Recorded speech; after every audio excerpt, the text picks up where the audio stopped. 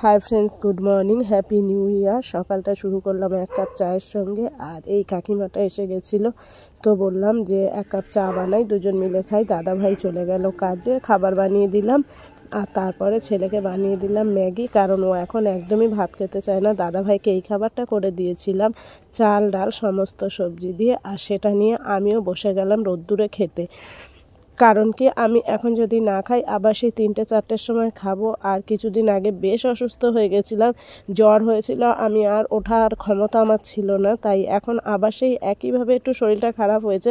তাই দাদাভাই বললো খাওয়াটা কিন্তু নষ্ট করো না, যদি তুমি না খাও তাহলে কিন্তু আবার শুয়ে পড়বে। আর আগে আমি এত কষ্ট পেয়েছি সেটা ভাবলেও আমার ভয় পায়। তাছাড়া আমার খেতে এখন ভালো লাগছে, তাই আমি খেয়ে নিচ্ছি। আর এই ল্যাঠা মাছগুলো দাদাভাই অনেক মাছ কিনে এনেছিল, জিয়ে রেখেছিলাম, তার মধ্যে দিয়ে এগুলো কেটে নিলাম। আর এই দেখো এই কটা রেখেছি, কারণ আমি সবজি দিয়েও এই মাছটা করবো। আমার ভীষণ ভালো লাগে সবজি খেতে। আমি যা কিছু করি না, দেখো সিম আলু টমেটো সব কিছু দিয়ে, এর মধ্যে বড়িও দেওয়া আছে, দিয়ে আমি করে নিয়েছি মাছটা। আর মুসুরির ডাল করেছি, আর করেছি মাংস।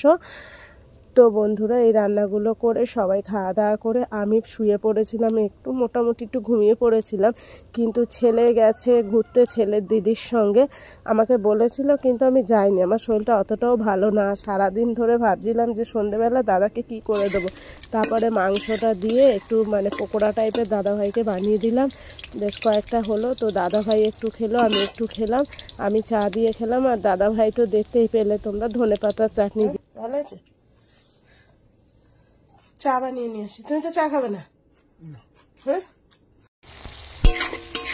তো গাইস, এই যে আবার মাংস রান্না স্টার্ট করলাম আমি। একটু আগে আমি একটু পকোড়া টাইপের করে নিয়ে গেছিলাম, সেটা আমরা ভিডিওতে দেখেছো। ইভেন এই ব্লগে ছোটোখাটো করে দেয়া হচ্ছে।